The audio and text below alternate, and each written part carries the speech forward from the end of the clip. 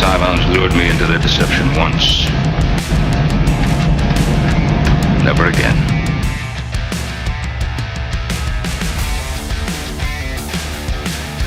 Leave no survivors.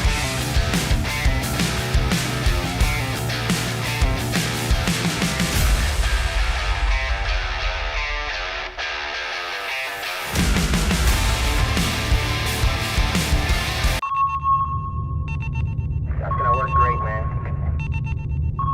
10, 9, 8, 7, 6, 5, 4, 3, 2, 1.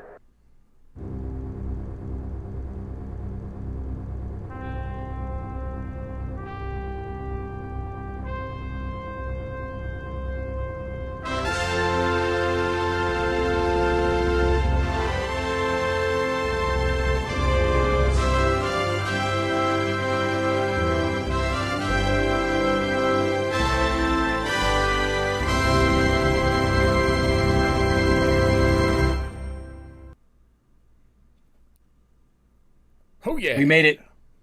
Interfleet Broadcasting. Welcome, everyone. I'm New York Pete. I'm here with my best buddy, Chris, the Tipsy Toaster. Yo. Thanks for joining us. You know I've been dying to do this, so you're going to have to let me, right? All right, go ahead. All right, I got to do it.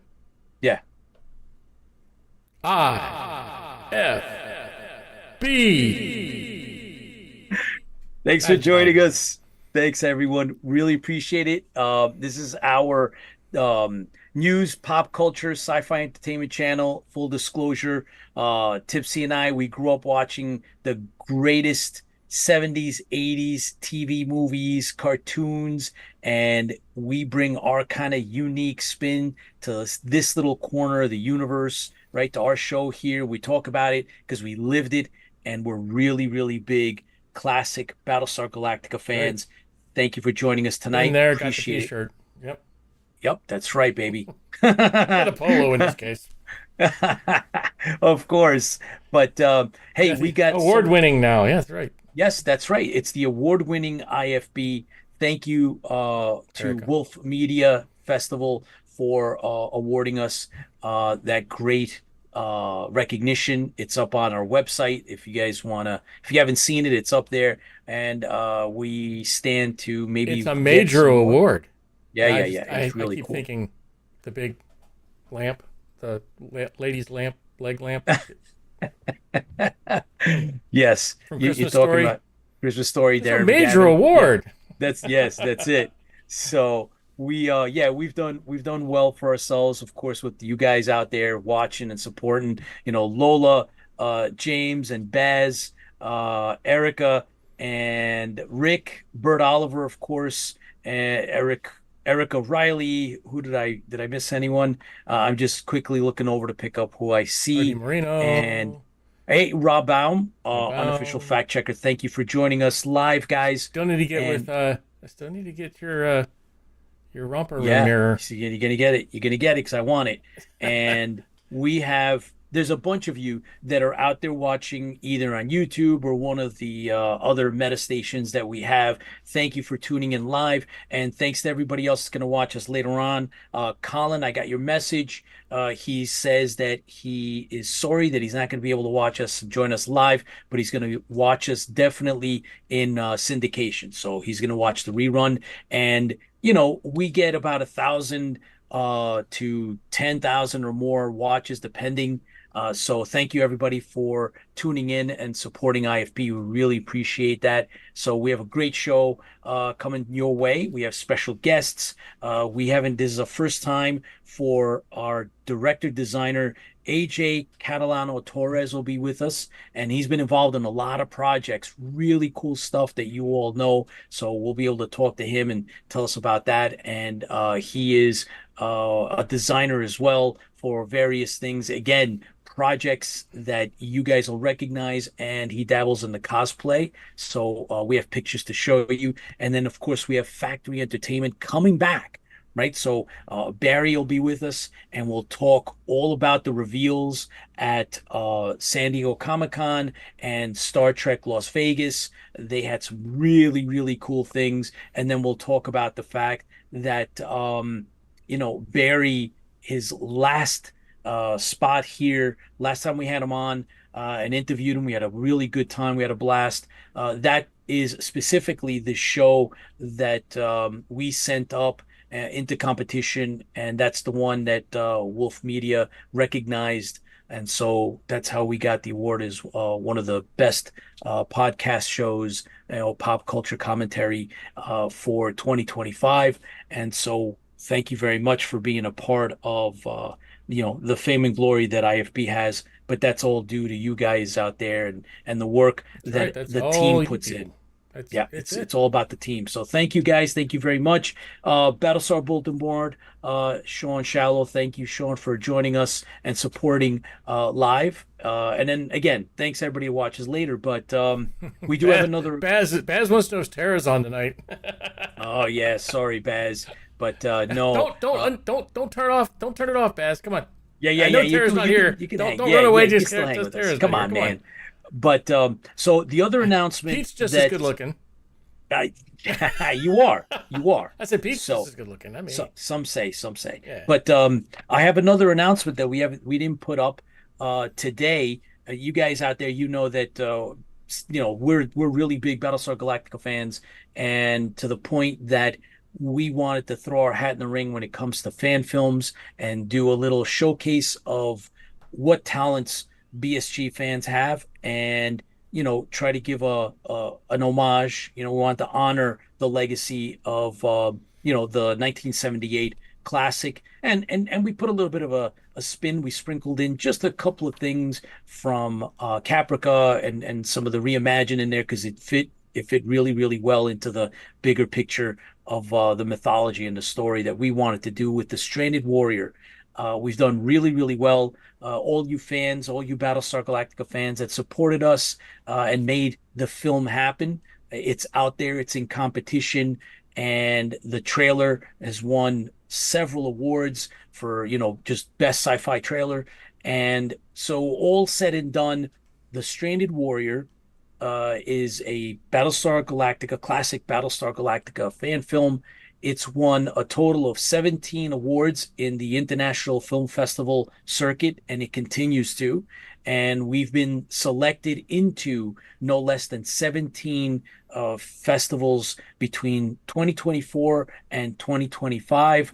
And we just got selected into another one. It's called Night of the Real Awards.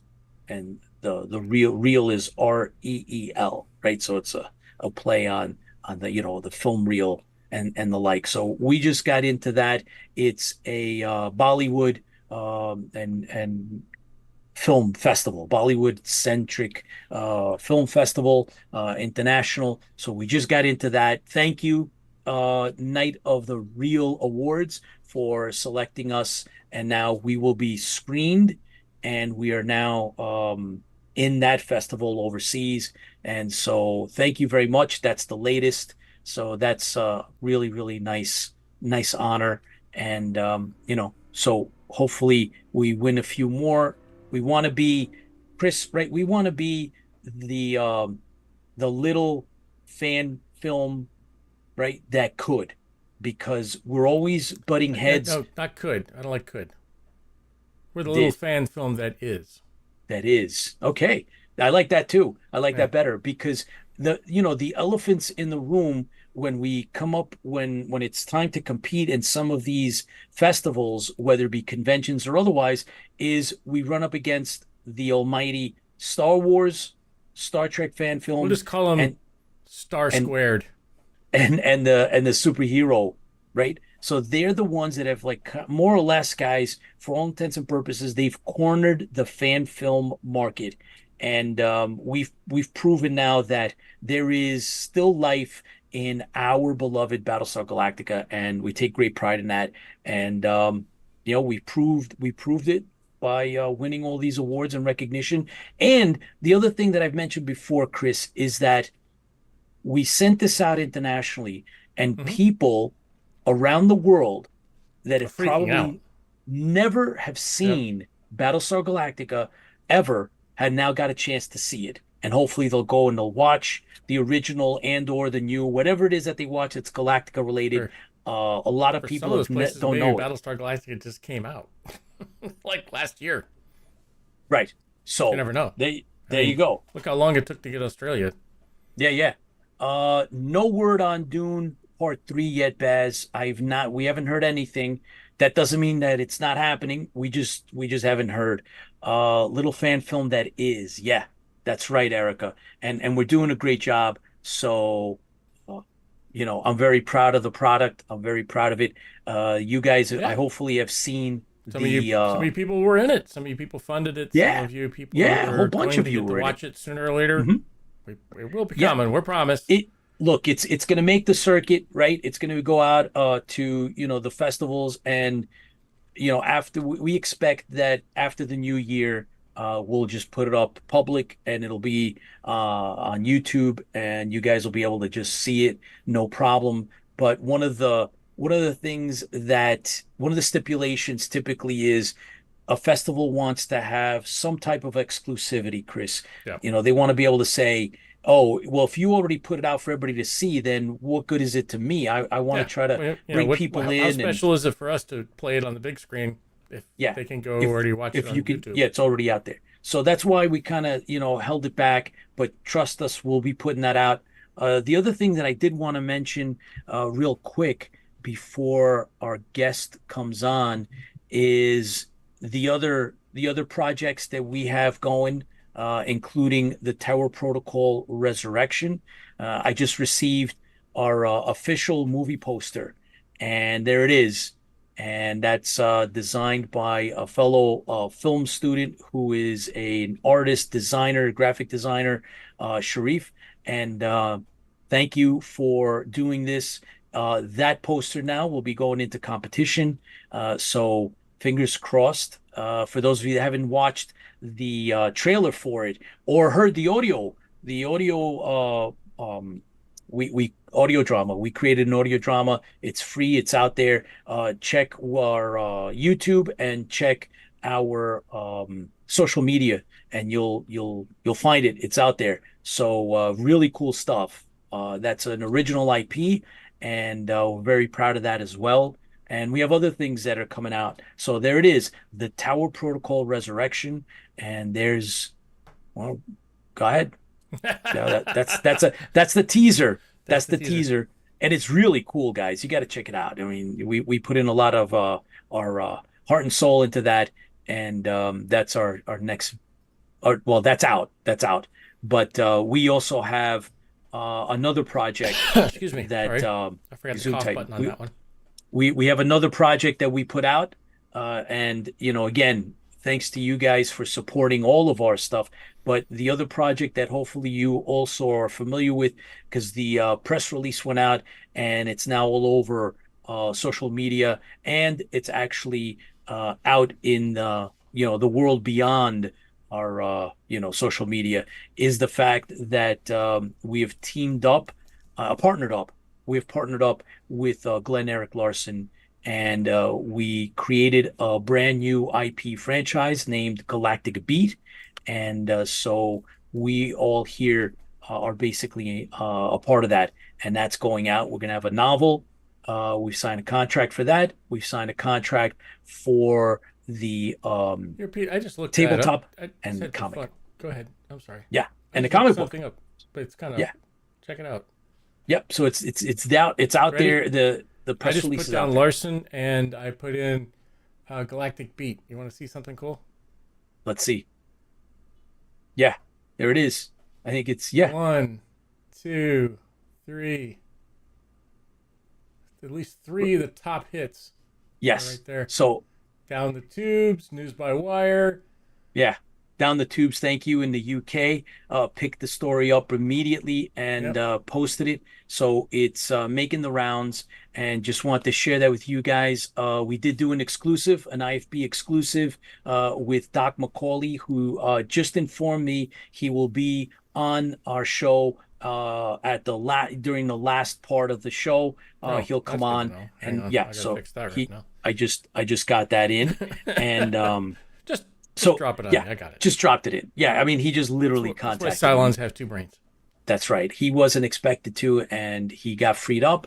And so he'll come on and we'll talk a little bit about that. I know that if you guys are followers of the Glenn A. Larson Facebook page, where which actually Glenn Eric Larson, his son, he actually maintains that. You'll see that they put up the release, the press release. So we're very, very proud of that. So that's coming. That's coming 2026. We'll be releasing all that, and of course, the goal is to have that picked up as a TV series. And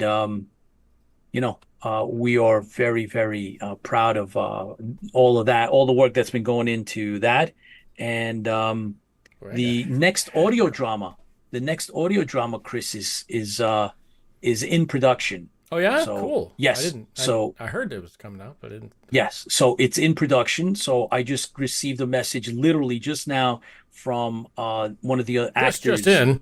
This just in. One of the actors. Gotta his have name, the paper. He's actually. Are you going to shake the paper? Yeah, there you go. Just in.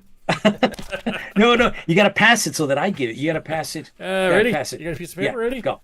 And here you go. Oh, wrong way. Okay, and There you go. there we go. There we go. Thank you. We gotta try So that. All right, rehearse that one more time. Go. Here we go. Yeah, go. That's just in. Yep, got it. Thank you. Yes, so the That's actor fun. We gotta do that more often. Yeah, we should absolutely. The actor that is co-starring in the next audio drama, it's a trilogy that we're putting out for the Tower Protocol Resurrection.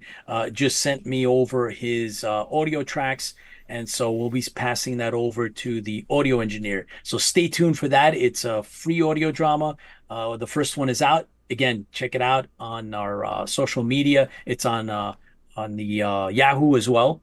So we got stuff going, guys. We got stuff going, and we're looking forward to the film festival circuit. As soon as we know which local stateside film festivals we're going to be in, we're going to try to get to some of those. Hopefully you guys can make it too if you're local. We'd love to see you. You know, we have a great time when the fans show up. So there we go. Oh, by the way, Erica. There's a link to your audio drama on YouTube.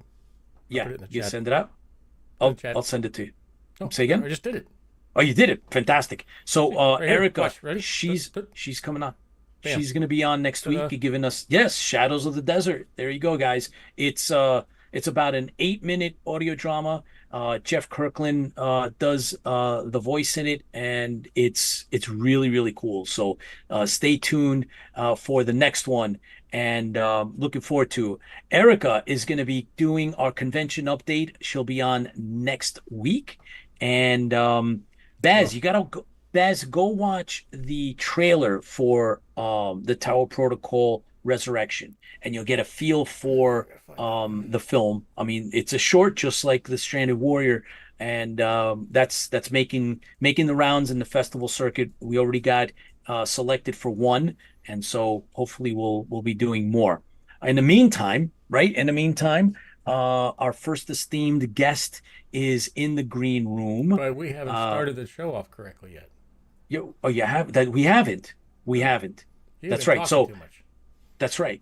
Running at the mouth, right? It's so excited. There's a lot of cool stuff happening, and sometimes we don't get an opportunity to get it all out. And it's just so much fun especially to share with you guys. But now that everybody's situated and everybody's in, no, you can't do that. That's ice. It's ice. Okay, Ice. so let's do this. Yeah, we got to do our Well, I got our toast. I got to do our toast. I got to mix it first. All right, mix it. Yeah, you brought got to everything mix it. in Go today. ahead. Yeah, mix So, it. I'm and doing then- a special ambrosia. Oh boy. Mhm. Oh man. We got So this. yeah.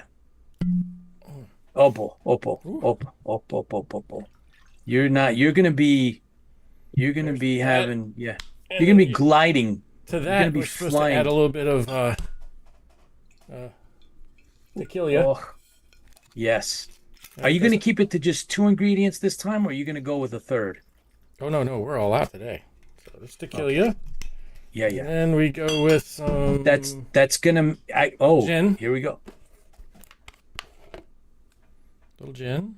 All right, make sure that you hit autopilot on the buttons now because And then, of course, to make it a little sweet on top, we'll just hit it with a quick bit of triple sec. Tabasco. Triple What? Sec. Triple sec? Oh my God. You know, we had dreams of having the what is it? The Battlestar, what was it called? Bar and Grill. Yes, Battlestar Bar and Grill. Never took off Battlestar because Bar I just and never Grill. had time. Yeah, So and now I am done. here it is. Ooh, you can see the floaty. Look at the. Oh boy. You're gonna cool? be That you're looks cool. talk about inebriated, man. All right, all right, all right. Stop showing It's off. like kind of. Yeah, so ambrosia. It's not blended like it should be, but it's Put your shaken, finger in not there. stirred. Yeah. Well, Anyways, okay. everybody, thank you for showing up today. Thank you for everything that you do. Thank you for being fans. Thank you for keeping the fandom alive. You people are so special to us, and we appreciate that you're here in spirit later on or live right now. It's great. We hope to see you at a con or something soon. But anyways, it's important that we remember you and drink to you and the fans because the fans Fuel the fleet. Here's to you guys. Oh boy. All right, take it easy with that, please. All right, that's loaded. Careful. Yeah, that is loaded. Wow. All right. Oh man. All right. Well, so we man, I was looking up our guest and Looking up your guest.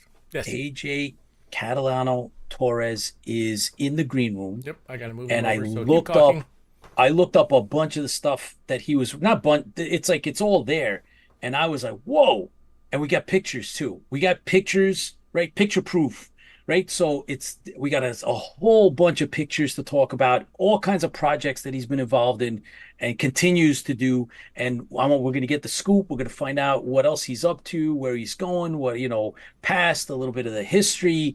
I mean, it's wait till you see it. I mean, All right, wait till we're you ready. see the stuff. Yeah, ready? Okay, bring them on. And fire away. Boom. AJ, welcome to IFB, man. Hey guys, how's it going? Good. It's going Outstanding. great. It's better that you're here, right? So it's not just him, Chris and me talking. But hey, how's it going? What's cooking? You are on the West Coast. Yes, I am. Excellent. So initially, when you guys said 8:30, I'm like, oh, that's great. I'll get home. I'll get a bite to eat. And then I was like, you said Eastern. I was like, oops.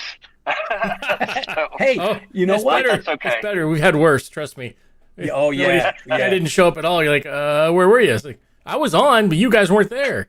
Oh, right. So But you- yeah. And so it was an easy fix. I just punched out a little early today, and you see, I'm in like our little like classroom here at the company I'm at. So Cool. yeah.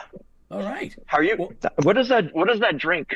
Is that ambrosia? ambrosia. Oh no. Yes. Yeah. I make my own. That's Wow. yeah. I do. Tipsy's I gonna try be to do- feeling I- good. Yeah. I always feel good. That's awesome. He's not allowed to drive, so that's why he's in the studio. Oh, I'm driving. home I'm driving this studio. bus, buddy. Yeah, you're driving right to your bed because that's it, knockout. But so AJ, tell us, how did you get into the business? You got to touch on your sci-fi connection. What Sure. are you or not? Is it horror? Is it sci-fi? I have an idea. I have an inkling of what your answer is going to be, but you got to wind it up, man. Tell us about it. Sure. Yeah. So I'm from a little suburb of New Orleans. Growing up in the 70s, like I was not an outdoorsy kid, right? And and outdoors, especially in summer, was pretty harsh. It's hot and muggy, and I was pretty close to the bayou, so there were a lot of critters all outside, and I was like, nah. And so, I became a child of television, and so one of the shows, the genres that gave me the most comfort and took me away from where I was science fiction. Of course, I love horror as well, but yeah, I'm a big sci-fi nerd, to the core. And so as a kid, I started making things like I was making a phaser with Legos when there were only 3 colors of Legos. I was into Batman, and every show that came on, I just ate it up I soaked it up like a sponge. I was making things with my grandmother's medicine bottles and Christmas lights, and any little rectangular button I could swipe from anywhere. And it just grew. I kept doing things. Like I think the first electrical thing I did, I was 7 years old, and I put a battery on a light bulb with a piece of coat hanger because I saw it in a book, and it worked. And I was like, "Oh, no way! I can make something." So I just kept going, and I would find like my grandmother's medicine bottles, or a little bike reflector, or any of my mom's cap to her hairspray. I was like, I'd make a communicator, I'd make a phaser. I think when I must have been 8 or so, and my sister was much older, and she would drag me. My mom would make her drag me to the store with her, and she would just shop for girls' clothes, and I'm just sitting there like, oh no.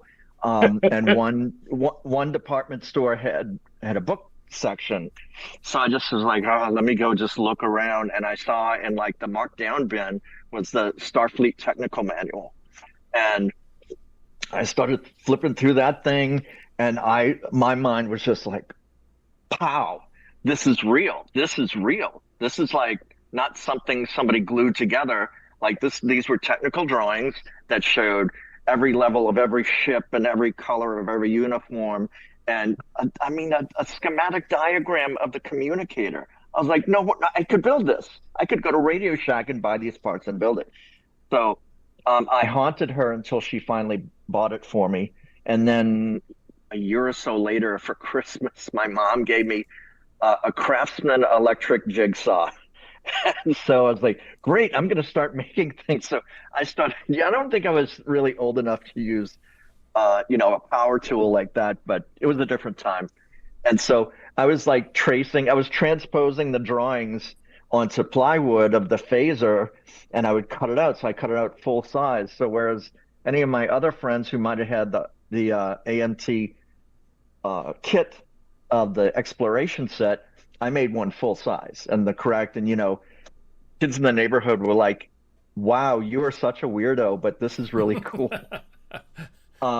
So I just continued, and I had no idea that I could work in the special effects field. Oh, wait. Star Wars. Oh, there you go. Oh yeah, that's it. That's it. I still find caps to like little markers that I'm like, hey, I show, because my whole department, we're all super geeks. I'm like, oh, this marker cap right here? I used it. I replaced the cap on my phaser from the AMT kit with this. And they're like, oh yeah, I did that too. and I was like, and then I put a light bright peg in the tip. And so it was like more accurate. Oh, So look at that. I was gonna make it real, So and then I had no idea I could do that as a job. Never in my imagination did I think I could go to work and do that as a job. That was didn't even come to my head. I just kept making things, and as I became an adult, I had started working in the engineering field doing drafting, and I worked in multiple disciplines at different engineering firms, and it was just great. But I continued to make things. Like I taught myself electronics from project books from Radio Shack, and I remember one year I built my first little 10 LED sequencer, and because I would see something like that on Battlestar Galactica. And then I found the circuit in a book. I was like, oh, and so I'm getting all the parts, and then it's not working. And I'm asking the guys at Radio Shack, hey man, why is this not working? And they were just poking fun at me. And eventually I got it to work. And so it just kept going and going and going and going. And it continues to go as far as my education, self-teaching myself, or any method, asking people. If you don't know something, listen, there's always somebody that knows more than you. That's my belief in life. And I don't profess to know everything, but I know how to ask people for help. So I think that if I was to give a little advice to any young people, be willing to know that you don't know everything, and when you need help to ask for it. But so then I didn't move to California until 2000. Wow. And my dreams were to work for Star Trek. I had all my like screen-worthy working tricorders that people back home in New Orleans were like, they saw these over the years. They're like, AJ, you should go to Hollywood. You should work on TV and on films. I'm like, great. How do I do that? I couldn't save $5. I was I was blowing all my money on action figures and toys. And when I got my first real jobs, I was going to convention and buying the high-end prop reproductions. Yes. Yeah. And it got out of hand. Me and my best friend started having like a collection competition of all the Playmates figures. And anything that, I mean, if I saw Battlestar Galactica, Space 1999, anything offbeat that I loved, I'm like, oh, that's cool. I got to get it. So a lot of my money went for that. Um, so 2000, I moved to LA. I just happened to meet some newer friends that said, "Oh yeah, we're moving to LA." I'm like, "Really? That's my goal. Can I go with you?" They're like, Wow, that's "Let a me leap of faith. Yeah, they had spoken amongst themselves and they're like, yeah, that would help. We could all split the rent and because we don't know anything either. I'm like, okay. And so I did and I hopped along, but uh I did not wind up living with these people. But friends made calls to friends and got me a place to stay for a month at this guy's place with an extra bedroom. So I flew there. I schlepped my stuff up to his apartment, and he said, "There's your room right there." And I go in and I open the window to my bedroom, and across the street is Paramount Studios. Wow. Like like the apartment Whoa. was on Gower and Gower and Melrose, right behind the Astro Burger. And I was like, oh my God, this is meant to be. It's meant to be. I was calling my best friend. I'm like, guess what's in my out my window and the tower. Star Trek is right behind me. So I did go over with some like prints of some graphics I did from the bridge of one of the films that I made really accurate. No one had those yet. And nothing happened. It wasn't until maybe 5 years later, um, another roommate had said, "Hey, I just saw an ad in the paper for a job as a page doing tours at Paramount Studios. You should go and apply." I'm like, okay, like I would have never seen that. Me getting a newspaper. so, and so he found that, and I went, and they did like group interviews for like different phases of the pages.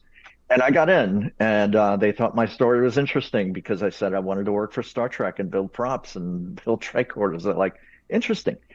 And that was a fun job. It was because there's so much history on the lot on Paramount Studios, of so many shows I'm sure you've watched, we've all watched, and to learn it and then walk around and see it. And then at the time they were filming Enterprise, and so I Oh, would peek in and see their sets sometimes if the big doors were open. And then later they were filming Star Trek Nemesis. Oh, So wow. I got to like walk around the sets for that. That was great. One day, I was delivering mail for the mail office, and I was in a cart, and I saw this one area open, and I saw there's the Enterprise bridge, the Enterprise E bridge, wow. completely lit up. And here's these Teamsters sitting there playing dominoes. I was like, "Hey guys, you mind if I go walk on that?" They're like, "Sure, go ahead." So I go to walk on, and I had a digital camera, and I'm about to snap a picture, and in walks Rick Berman with a walking tour. And I was like, "Oh shit." So I like jumped out of the room, and I just kind of waited around for a few minutes, but he was just talking, giving a little show. And I was like, I got to get back to work. They're going to yell at me. So I went back the next day and they already struck the set. So, Mm. but I did get pictures on it wrecked, and in like Captain Picard's captain's quarters, his ready room. And it was really neat. It was really awesome. But as far as working in the industry, that didn't happen till 10 years later. Wow. I had gone to every prop house with all of my beautiful working tricorders. I had looked them up. I had asked people. There's the famous Richard Coyle who made props for several of the Star Trek films uh, back in the 80s. And I had talked to him on the phone and I said, "Hey, I'm moving to California. I want to pursue trying to do props for like Star Trek.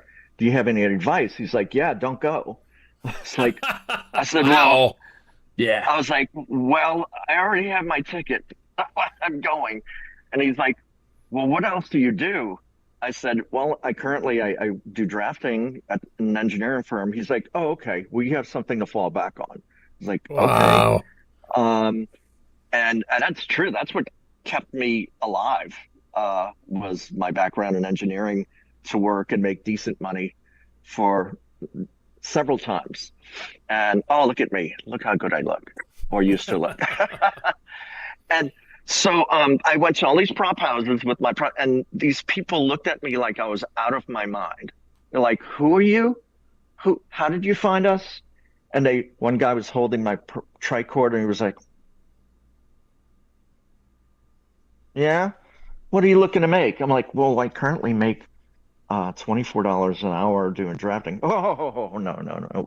We got Sam over here who does molding, casting, body shopping, painting, and electronics, and he makes $14 an hour. I'm like, Oh oh, no. oh.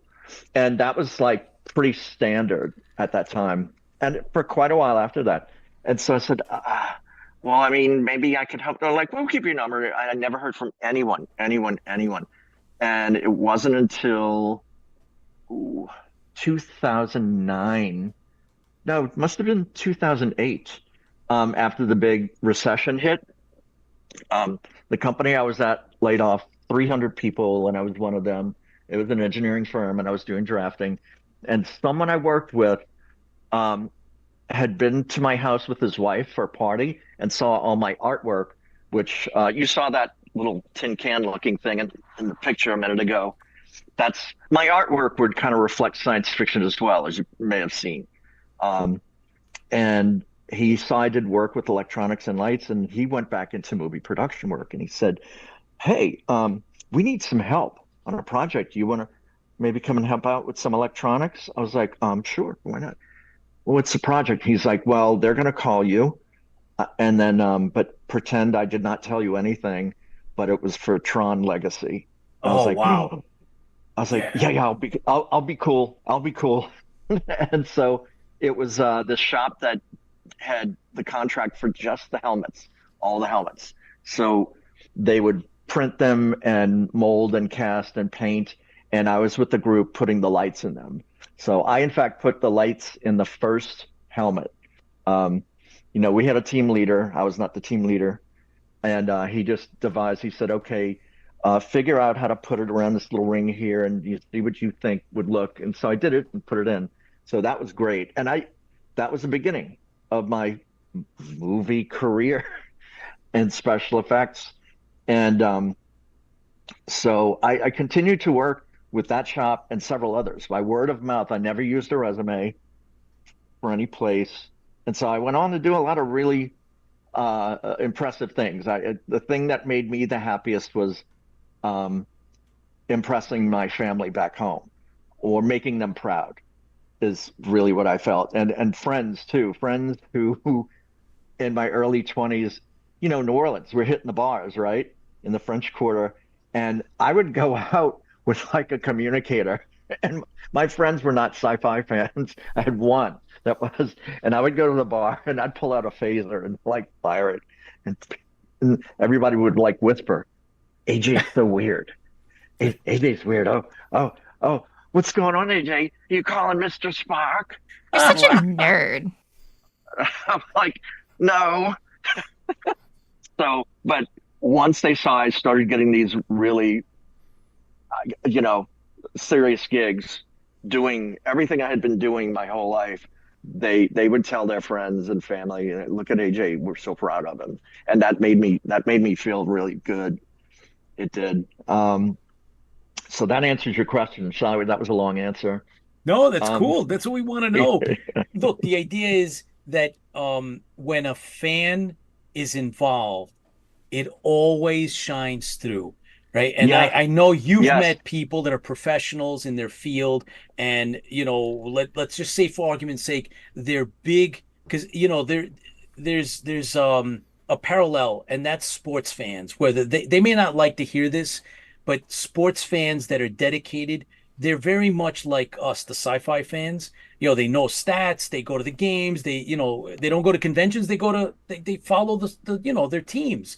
And that's that sports fan that is a professional in his field, brings the sports thing. But if he's working on a movie that's like a sci-fi movie, it's not the same as you're working on that same movie. You the sci-fi fan, bring that extra whatever that is, right, into it, that spirit that we have, that fandom spirit, and it'll shine through every time. Not to say that their work isn't as good or worthy, no, but the fan brings a little extra. It's just there, and it has a quality that we appreciate as fans as well. And it's cool to hear all that, AJ. And what did you do with your collection? What did you do with your stuff? Oh, well, I was in a relationship at one point around 96 or something. And so I had my whole toy room, right? I had the spare room like the one at my mom's, and then I moved out in my apartment. And then when I moved in with someone I was dating, and I had my room with all the Playmates figures from floor to ceiling, Oh, wall to wall, three walls, all the models hanging from the rafters, everything in my computer. And finally, I realized I kind of trapped myself um, with this pretty prison that I made, mhm. and I was not happy in the relationship. And I realized what I was doing. I was just putting off the inevitable, and so I made a hard decision. I'm like, you know what? I'm gonna go to the supermarket after work and pick up some boxes and start packing this stuff up, and I'll put it in my mom's attic, and I'll hit the road because I knew at that point I'm like, somehow I have to make this Hollywood thing happen. I have Right. to, I can't live here the rest of my life just making these things on the side. I think I'm going to feel really unfulfilled. And I made a real decision that that's what I wanted. I didn't know how I was going to do it. I couldn't save Wow. two Talk about a nickels, leap of faith. but yeah. So I did. I packed it all up in there. I moved in with some friends, and then like a year later, I ran into these newer friends that said, "Hey, we're going to Los Angeles." Yeah, me and my friends are moving. I'm like, oh gosh, that's what I want to do. Could I come? And so it just happened. And You still have your the stuff? collection, the collection. So it stayed in my mom's attic. And then, what do you know, 2004, Katrina hit New Mm, Orleans. And all my friends, like, it was panic. It was serious, like a life-changing um, disaster for right, everyone I knew, for everyone I right. knew. And my friends, close friends, called me and said, AJ, as soon as they open up your parish, you better go down there, St. Bernard Parish, because there was an oil spill because it was a refinery town. And it was right next to the Mississippi River, which overflowed. And apparently, some barge came over the levee and hit one of the big storage tanks. So the entire community was contaminated with crude oil in the earth. And so my friend said, "You're going to have to go and get your stuff. If you want your stuff out of your mom's attic, you better go and get it now because they're talking about the EPA is going to force them to demolish the entire town Oh, because it's contaminated." They did not. Um, they just said you have to excavate a certain number of feet to make it not toxic any longer. And there was a lot that had to be done. And so, whereas a lot of friends had their houses wiped out, my particular street had a drainage canal across the street. Instead of another row of homes, there was a drainage canal. So anytime it ever flooded, we were never in trouble. And our lot kind of went at an incline up. So we were never in trouble, but not so for Katrina. Although the they were in my mom's house was a two-story house, and my stuff was in the attic, which was like on the second floor. And the water stopped 7 inches below the first floor ceiling. Wow. So I did go. I had to fly into Houston, meet my nephew, and drive in from there because they closed the New Orleans airport. And then I went up, and all my stuff was perfectly fine. So a Wow. lot of it was in boxes anyway. So I just took it all to FedEx and FedExed it to myself here. And so it was like 12 huge boxes full of Star Trek figures and model kits and all Man, kinds of I Small want to world. see. crazy stuff. I spent I want to some. see the Star Trek stuff. The tricorder, the communicator, your phaser, the ones that you built. I would love to see pictures of that. Oh, those original ones that I made with the Yeah. jigsaw, that those I gave away. Oh, wow. Did you? As a, Good for as you. I was, Good for you. as I was becoming an adult, I gave those away. The kids in the neighborhood. My mom kind of shamed me into that, and thinking back now, and even as an early adult, I was like, I shouldn't have done that. I wish I would have kept it. Hmm. But Just think how much as those far kids as enjoyed it, though. Yeah. yeah, but as for the main collection that was in her Yeah. attic, so that stayed in my garage here for 20 years. And I rarely took anything out. I didn't want a big clutter like that anymore.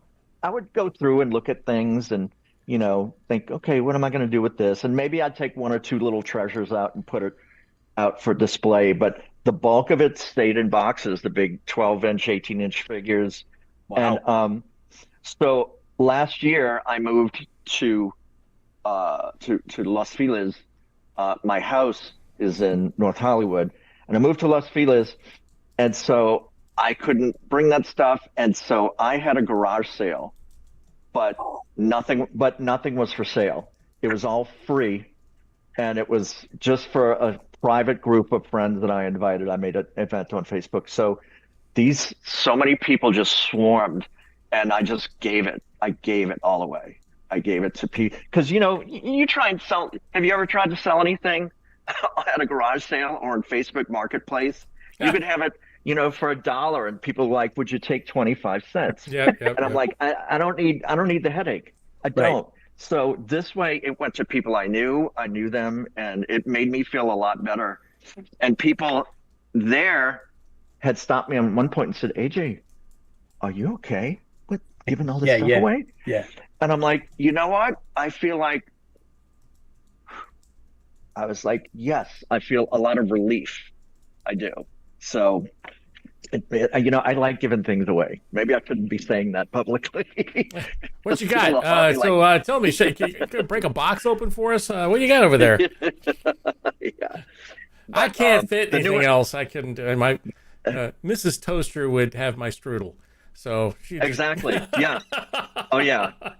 Exactly. I'm out of room. Yep. I'm out of room. My artwork has taken up a lot of the wall space in the new house, and I don't want to overdo it, so I'm trying to be more tasteful. Good. There's funny you two said things, right? St. Bernard Parish. Oh, go ahead, Pete. Yeah. So this is my. I still have it, right, for back Oh, in the day. nice. I built Nice. that when I was a kid. When it first came out, it was given to me. It came in a set. So there's the phaser, and there was the communicator, and a little tricorder, and Yeah. I was a little kid. You could see the glue is all around here, right? That was me. Hang on, Pete. That was me. And so it's the only piece that I still have. The rest of them I don't know, got lost or Hold it whatever. back up Played with again, them Pete, sir. all the I can get time. a close up of it. Yeah. There we And go. and I kept Closer, it. a little I closer, still- a little closer. Farther There. back. There we go. There, got it. Boom. And it's missing the tip. You mentioned how you could there was something it came Yeah. with it, but They always broke. The tip they always always broke off. Absolutely. So Especially if I you played get with you. it. Yeah. Oh yeah, and I remember. Oh, and I got one better, AJ, because I went to play with friends, and first thing that one of the other kids brought out was their own phaser, and I was like, wait a minute, I have mine at home, and if I would have brought mine, how would I know mine from his? So I did this, and I put you remember those Oh. labels? Oh my gosh. Yeah. Those Yeah. Yeah, the Yeah. sticky Oh my labels. gosh. Yeah, so I did that. So just in case I ever ran into another kid that had one too, I'd be like, no, this is mine. You know why? Here, that's why. So I mean, Oh my God! the I silliest things. totally put that same kind of label on my technical manual as a Oh, kid, and I said property of AJ Catalano, that's right. section 32, Starbase 12, and I still have that one. It's so racked out. Oh, it's so Oh, racked out. And over the years, I think I bought a newer one, like used, but just so I wouldn't destroy wreck my the original original. one anyway. oh yeah. If I needed to refer to it for something. And then a Yes. friend bought me one. A friend bought me one for Christmas one year. He's like, "Do you have it already?" I'm like, "Yeah, I have two." It's kind of rough. Oh, But so that came out in go ahead. 1975. And I Uh-huh. remember the older kids, they had theirs. And it was like, what? There's a technical manual. What do you mean, a Star Trek technical manual? How am I going to get a technical manual? So it's like, how is my mom, right? So I'm a first generation American. And, I'm going to tell my mom, listen, you got to buy me the Star Trek technical manual. My mom didn't know what the heck I was doing. Where were we going to get that kind of thing? So eventually, man, I got a copy and I was like, I couldn't believe it. I didn't even want to open the page all the way because I was like, oh man, look, Yeah. I gotta. And I had a first printing, and then eventually, Oh, yeah. See, now I don't know if Because you Pete's got that old. yours.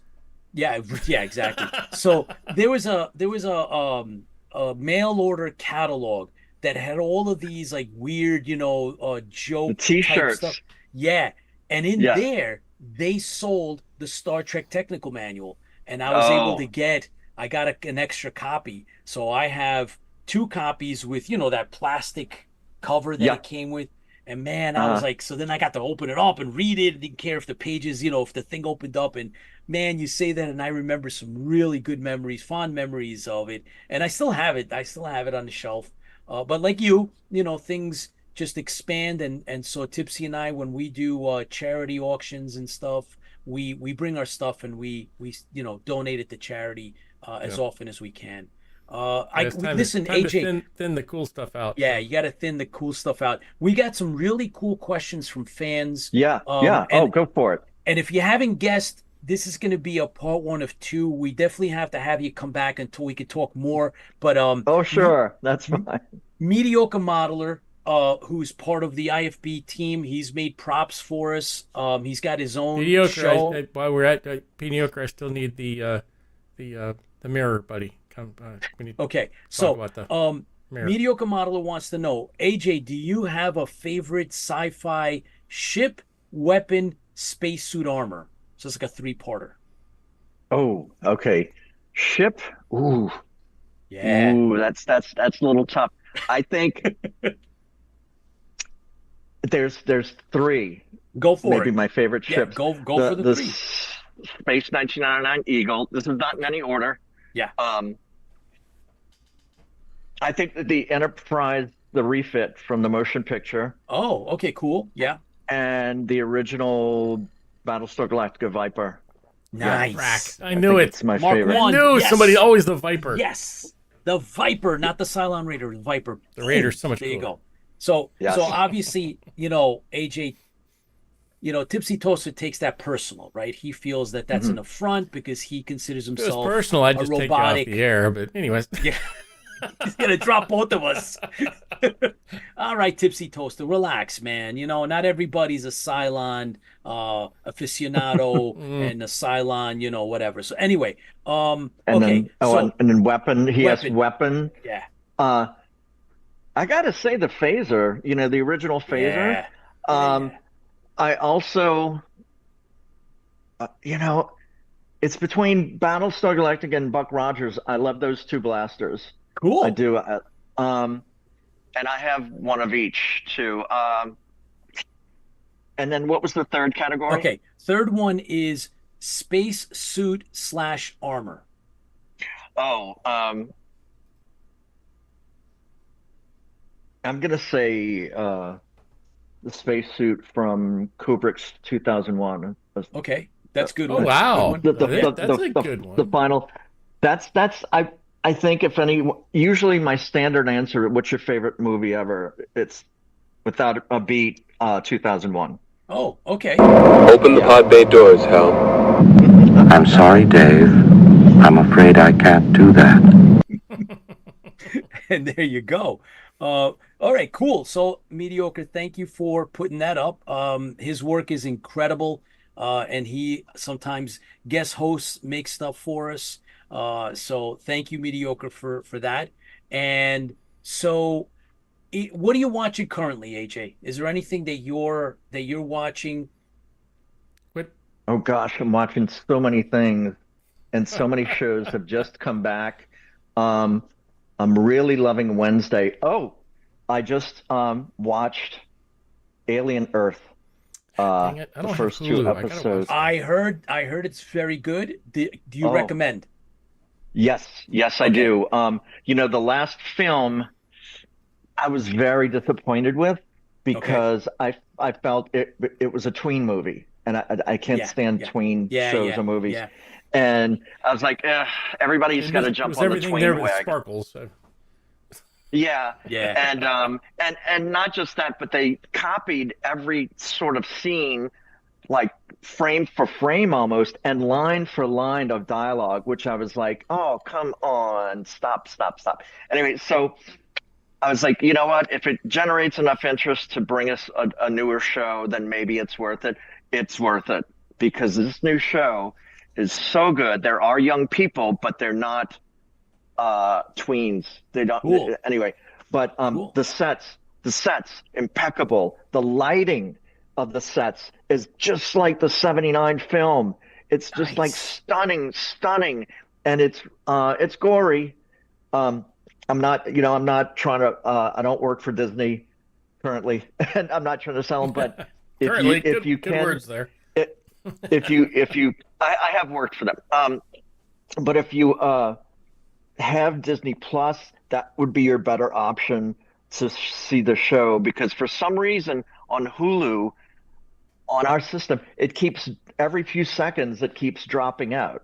And so Oh, I looked it that's up bad. and it's something to do. I looked it up. It's something to do with Hulu's contract for bandwidth with whoever our carrier is. Oh, I Oh, was like, okay. oh, it's so so annoying. And it's done that on a lot of shows. So I was like, oh, wait, it's on Disney also. So, it's on and of course, Disney. that's, Ah, then I do have Disney. Oh, yeah, cool, cool. I've All tried right, that. yeah. cool. So it's without flaw AJ, broadcast. you gotta tell us before we wrap, you gotta tell us what do you work, can you divulge what you're working on? Are you going to any conventions? Where can we meet you in person? Oh, You're doing panels and stuff? Oh, I've done several panels at WonderCon in Anaheim before.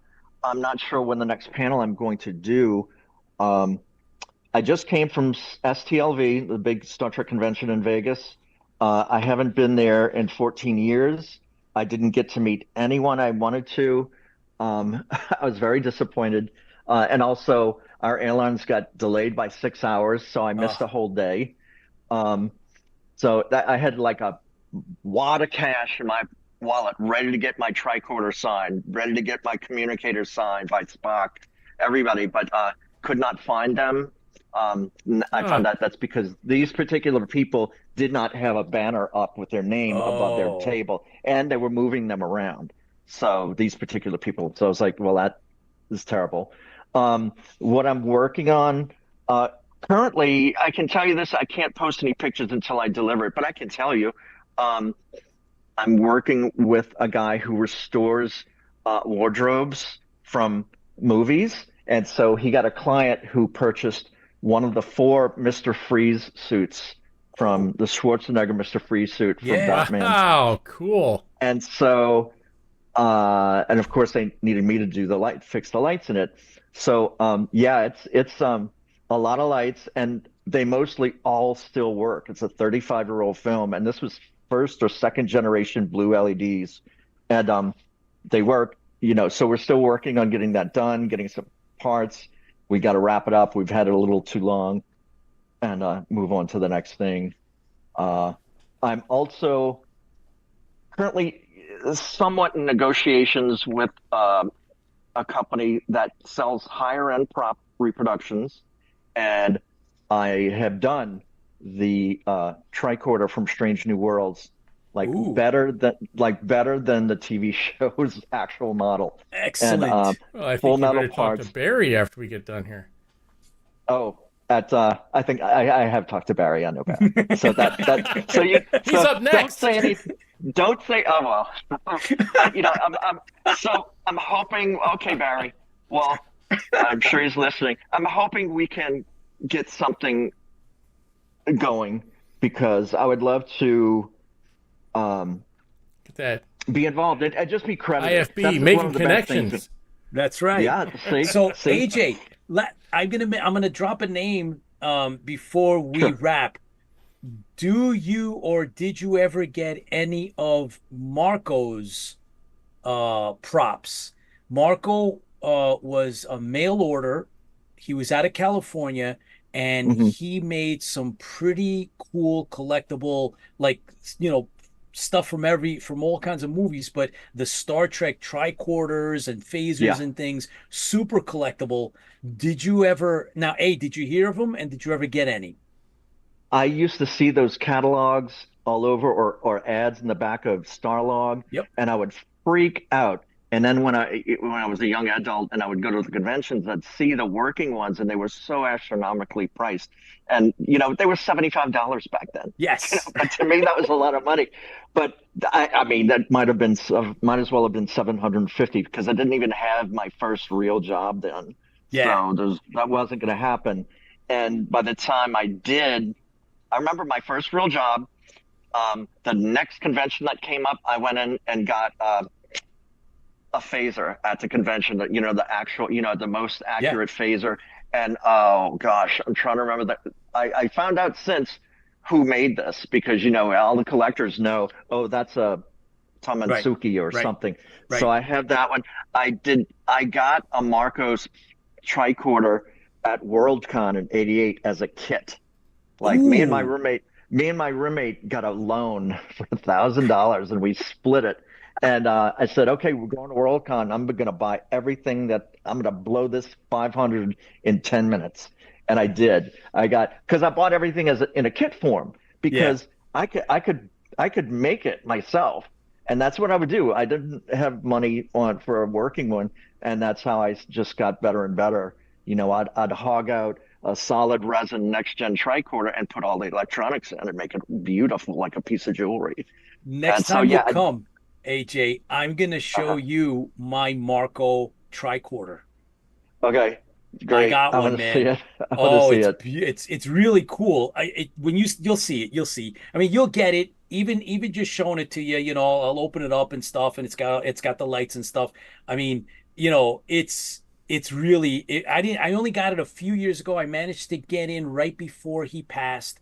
And this is one of the leftover pieces, and I got a phaser too. I'll show it to you. I'm sure you'll appreciate it. But thank you so much for taking the time out, AJ. And sure. Maybe next time I'll try and do it from home, and maybe I can show you some things. Oh yeah, we would love that, man. That would be so cool. Thank you so much. This is so cool, and man. tell Barry I'm going to email him. I meant to. You can tell him right now. Cool. He's right here. Oh, hey. Yeah, I was told that you were decompressing us after Vegas. Yep. So we were like ships that passed in the night. I think I waved at you like 5 times. Yeah, it's exactly what it was like. It was so busy. I haven't been in so long, so now I have my sea legs. I could plan it better for next year if I go. 60th anniversary. Anyway, let's go. Yeah, exactly. That's so right. yeah, I have to go. Very cool. Okay, I'll talk to you soon, Barry. And guys, thank you so much for here's to you. Thank you. Virtual cocktail toast. Clink, clink. Thanks, AJ. Great. And we look forward to having you again in the future. So let's try to schedule that out. A Thursday that'll work for you, and you come back and we can talk more. And we want to get into it. There's so much more to explore. Yeah, I'll go home and we can do it there. All right, cool. Very cool. Thank you, AJ. Man. Take care. Have a great night. Yep. Thanks so much. Thank you. See you. Thanks. All right. Wow, that's cool. So, I mean, we just tip of the iceberg with AJ, and he's a big fan, just like us, collector, and maybe he'll show us some of the stuff that he's got. I'm sure he's got some really cool select pieces. So now, the follow-up, our other special guest is, hey Barry, what's up? Welcome back. Evening, gents. How you doing? Excellent. So, Barry, just to get this out right here and now, IFB actually has won a big award from A Wolf major Media. award. Yes, It's and not a lamp. we we happened to submit the episode that you were on, Oh, and The that's interview, yep, the one that we did the interview, and so we sent that up to them, and we won best pop podcast, with and your interview. yeah, it was your Wow. interview, so just wanted to give you a heads up. And So you had and- something to do with us winning an award, a major Sure. award. And it's not a I lamp. doubt it, but hey, congrats, and I wish I had a pint, but I'm in the office, so I haven't got one. What a better Well place done. to have a Well pint. done. I mean, That's really. awesome. Yes. Wow. So just wanted to give you that heads up, and then there is another level. So they're putting us up. They're nominating us for the next level up. So yeah, the interview, and we've taken a clip out of that episode where you were on, and we were joking back and forth and talking about the props and factory entertainment and things like that. And so I figured you might find that you'd appreciate that. So there you go. That's really awesome. Well, congrats, and I doubt my participation was much to do with it, but well done. That's richly deserved. Thank you. So you've since you came on last time, you actually have been to San Diego Comic-Con, Star Trek Las Vegas, Yep. the debut of a whole array of collectibles, including Battlestar stuff. Been a Oh little my bit God. busy, just a little bit busy. Yes, just a little. Yeah, he's behind me, isn't he? He's one of them. That is so cool, man. And I have many more. I was gonna start the interview off by wearing this, but my mother said that I was blessed with a massive head, and she wasn't wrong because it doesn't fit on my Oh no! head. I'm not blessed with the svelte head of Dirk Benedict, unfortunately. But I can get it on, but I can't get it off easily. Oh, okay. Well, all that's right. all you But- need. Just get it Oh, on. look, You don't it need to lights take it up. off Perfect. afterwards. Oh There we man, go. that's She's cool. not 100% finished yet. We're Okay. changing. We're not happy with the finish on this paint. It needs to be a semi-gloss. But Any Other than plans to that- change out that emblem at the top? well, maybe we do. Because I know a certain Paul Rotter that would probably. We do have a casting of a certain Pegasus horse. Ooh. And when I got hold of it, I don't remember it being quite so enormous. Oh yeah, it was huge.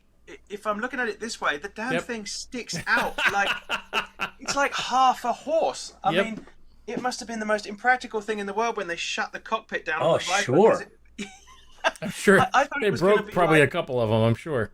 I thought it was going to be like the bird in semi-relief. No, it sticks out a good 7 inches. It's like someone took a Barbie horse and cut it in half and glued it on the front. Well, of that's a good possibility, I suppose. Yeah. Who knows? I mean, anybody who from Apogee or the Prop House, contact us and let us know. And if it was a Barbie horse, I'm going to be impressed. Maybe it was one of those high-end collectible horses, Brooder. Or, what Yeah, are they no called? kidding. Yeah. Who knows? But so I don't know, Barry, have you ever actually seen some of the other insignia that was going to actually they had, right? They sold those, I believe, at one of the auctions like in the 80s or something. And so there was a snake and there was I think another two, like 3 of them that were never they made like prototypes. And so that would have been something to have to see those It would be on fun. helmets. We had the great pleasure of a bunch of very special guests at Star Trek Las Vegas and at Comic-Con, and we've managed to make friends with some of the original people who were either involved or know people who were, and sadly, some of them now have left us. And we were talking exactly that obviously there would have been 12 colonies, insignias, and somebody started fleshing them out. And I think you're right, I think there's 4, including the 2 that we know, so that Yeah. would make 6, that's half Yeah. of them. And it would be fun to kind of flesh those out and Yeah. finish them up one day, maybe. I can show you one that we invented, and like you say, Mediocre Modeler did. Yeah, let me get full screen on this because we don't want to. Mediocre Modeler did such a great job at this, but this is one of the ones that's in our movie. Yay! An Anubis head. That's awesome. See that seems apropos. It doesn't stick out too far. Yep. I love that. Yep. Oh, it's bi-colored as well. It's got gold on it. Yep. Yeah. Yeah. Okay, that's awesome. Yeah. That would be Yeah. cool. So that was we had that specially made for our fan film that we did, and so we actually have two. Right, there's the one for the main Battlestar, which was called Helios. So there's like a sun one, and then there's the Anubis And that was from for Toron. So Yeah. the Toron Yep. is Helios because it was the Yeah. hotter planet that was. If you watch the Caprica version, they always Yeah. talked about the returning to the soil. They're the farmers. Yeah. So the sun. They was fleshed important out to them. more in the later version of Yeah, Battlestar. I Caprica. know that Yes. but So- eventually we get. And then you need to start doing some of these. Well, we did actually go ahead after our discussion last time and develop a product that we released at Comic-Con. So we talked about What'd you get? qubits. Yes. And Oh, I did yeah. manage- Excellent. Yeah, I let me get did you a manage close-up to on that. obtain.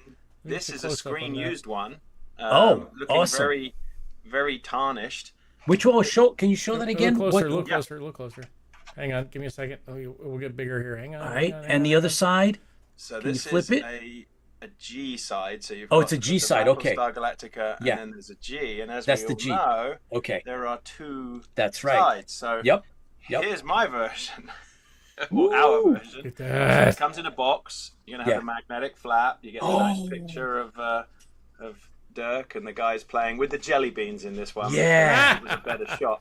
And Oh my they're a gosh, look at that. whole That's set cracking of beautiful. Qubits, and they are solid cast metal.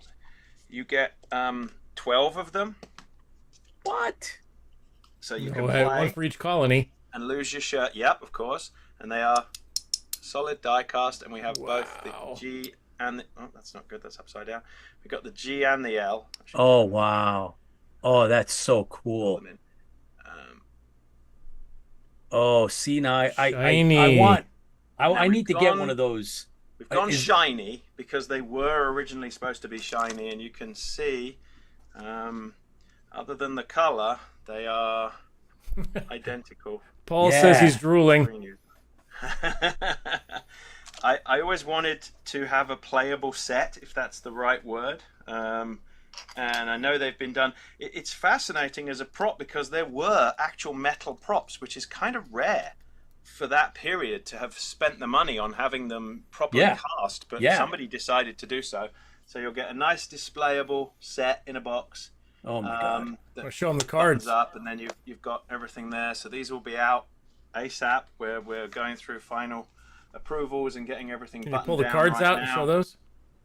Say again? Can you pull the cards out and show the cards? They're actually a wrapped set, so I haven't unwrapped them yet. But it's Ooh, a excellent. full set of 52 cards because we've also got hold of the original artwork, and we get a little prop story booklet that tells you all about the cards and what they were and how they were. Oh my gosh, that is so amazing. What a wonderful Back. collector's item. A key that will allow you, and what people have discussed the game of Pyramid, Yes. which is what yes. it was called in 78 Seven. BSG, and then for some weird reason it morphed, and Pyramid became a close contact sports game in the Yeah. latter one. Or Yeah. vice versa. It's Pyramid, I assume, because all Yeah. the designs on the cards are pyramids. Right. And I think that harkens back to the Battlestar logo, which is a bunch of the insignia of Galactica, which is a bunch of Pyramids. concentric Triangles. pyramids. Yeah. Being that there are 52 cards in the set, it doesn't appear, and I watched all the episodes, and they never play the same game twice, and the rules don't appear to be consistent. And talking to some people involved in production, the intention was that it would be exactly like a set of real cards. So what we've come up with is that any game you can play with a real deck of cards, you can play with this. And so we've worked in conjunction with Universal to come up with the conversions. What did we call it? I'm trying to remember. Yeah, the following chart equates each pyramid card to its counterpart in a conventional playing card deck. So you can play blackjack with these, you can play poker, you can play 5-card stud, Texas Hold'em, whatever. Uno, and people can make up their own games. That is awesome. And that was inspired by you guys. So, awesome. Thank you for that one. How do we get them? They will be going up for pre-order as soon as they are manufactured. We're going to change the way we do things. We're not going to have long lead pre-orders because of everything that's going on in the world and uncertainty-wise economically. We can't plan anything more than about 3 months out at the moment because tariffs change all the time. Luckily, earlier this week, we got another 90-day reprieve and the tariffs have stayed where they are. But every few weeks, there's all sorts of, we won't get into the politics of it, but basically they're changing all the time, which makes an importation company, makes it very difficult to plan anything. And yep, we would love to make these domestically in the US. We tried. You can't. I went to multiple manufacturers and they either didn't want to do it or they couldn't do it or they couldn't do it on time. So there's going to be a tariff, but we will, as soon as we know when the goods are either on a boat on the way to us or in our warehouse, and in most cases we're going to go for the latter, then we will release them and we will say to people, available now. Because we also hate the suck of having to wait 6 months, 8 months, 9 months, or even a year for a product. We just delivered our Star Trek tricorders, and trust me, it wasn't for want of trying. We did not want to make people wait a year, but every single possible problem that could have occurred happened and carried on happening. So we've decided as a company to change the way we work, and so pre-orders will be much faster and much more immediate. So please be patient, and this applies to all of these new items. You will get updates. Go to our website, sign up to our newsletter. When we know more, we'll say, this item is approaching being ready. We'll try and warn people, but there won't be this long lead gap between seeing something and being able to buy it. Gotcha. Hey, I just got one complaint about your website. Something's missing here. Yeah, it's not there yet. Now we didn't have, and it's quite funny to go from one. I think we have 2 SKUs at the moment for BSG, and we've gone from 2 SKUs to 5, 6, 7, 8, 9, like 12, I think, at the moment. If it's in the drop down, if you go to brands, it'll be in the drop down, and you'll see it there under Battlestar Galactica. But yeah, we've been busy bees. We've got the 2 helmets. There's the Viper pilot that I showed you, and then our lovely friend the Cylon here. Heck yeah! The Who's best not helmet behaving of them all. himself at the moment. I was hoping to turn him on, pardon the pun, and show you his Larsen scanner and awesome his as well. I think it's amazing that I know that if you actually get a helmet from somebody who makes the costumes, it has a split down the front of that, and I love the idea that you've actually filled that in. It looks so real. Well, we're trying to make it look like what it saw on screen. The other thing that the real screen-used helmets have, people will ask, the "Can dots, you wear this?" Well, it's fully lined. Yeah. But for legal reasons, we wouldn't recommend you wear it, because if you fall down the stairs wearing it, you can't sue me. I can say I've worn mine, and I know that's a good possibility. Well, you have to have somebody who walks with you. The only visibility was they drilled tiny little holes here, and you can't see a damn thing out of it. It's really, really difficult. We removed the holes, and we removed the duct tape seam. They made it in 2 halves, glued them together, and then ran a piece of actual duct tape, DUCT, aluminum conduit tape, to hide the gap. And on camera, you didn't see it. It was completely invisible. But I will confess to being really kind of disappointed when I got to see an original prop and went, it lost all the maliciousness that you got from a Cylon. It was like, oh, okay. And it just goes to show you the magic of camera. You need to do a run. So amazing. Yeah, this is my request. I think you need to do a run of maybe, let's say, a special edition run. Let's say 50 of ones with the dent in the forehead. Oh yeah. And make Oh, make the make the red eye version The and dented, make yeah. it special. You could probably charge twice as much. I guarantee you could Mr. probably Cylon. Yeah. Well, we have a variant on the pilot helmet. We don't have a we do have a variant on the Cylon. It's not that. It's The gold? It's a Cylon Commander. Yeah. Yeah. But that's not a bad idea. I kind of like. I tell that. you, that's that would just that variant make it really special. We're only 50 of them Short or one. 100 of them. Yeah. I guarantee you could probably charge twice as much. Not that I want to pay twice as much. Since I gave you the idea, I expect mine All right, for free. Yeah. Sold. Discount. Where's that discount code? That's what we need. Well, Tipsy Toaster Edition. How's that? That's it. The Tipsy Toaster Yeah. Edition. Now you're talking. Or the Tipsy Edition. He fell over when he drunk too much and he dented his tail. That will be the excuse we give. Then the next thing you'll start making is Numos, and those All right. won't All sell right. very much. All but- right. I Okay. all right. have to say though, I've got to be. I've always, we talked about this before. I've got a kind of special place in my heart for BSG, and it had been so neglected for so long, and I cannot tell you the amount of interest. It's been unbelievable, and I'll give you a little anecdote, well, not an anecdote, a story. We were setting up for Star Trek Las Vegas, like the ultimate Star Trek show, and I hadn't even put a box out of the van, and 5 people had come up to me and said, "Did you bring the Battlestar Galactica stuff?" And of course, stupidly, we didn't, because I thought, would it be, sacrilegious to bring Battlestar to a Star Trek show? I might get escorted out of the building.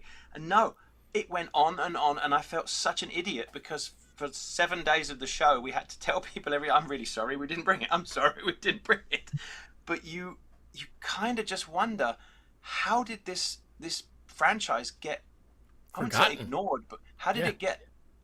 Actually, no, let's say ignored. It kind of got pushed to the side for so long. And it's so heartwarming to see that the community was still there, and they were waiting in the shadows, and they never truly went away. But yeah, I would be not exaggerating to say that we were floored by the response. If We you knew keep- it would be yeah, good, yeah. but not this good. I think if you keep the IP, I know you guys figured out how to IP. You're only 2 years away. No, 3 years away. 78. Technically 70. Well, yeah. Yeah, 78. 77, 78. It was, if you look at the movie / it depends on where you hack. But you're only 3 years away from the 50th anniversary. Imagine the possibility of people want to remember, that's 50 years ago. There's going to be a large number of people that would be interested in like a 50th anniversary something or other. There may I don't be know if there's method in anything our out there, madness. but I'm sorry, what? There may be method in our madness. That's right. So the 50th anniversary something or other stuff that, that would be something big.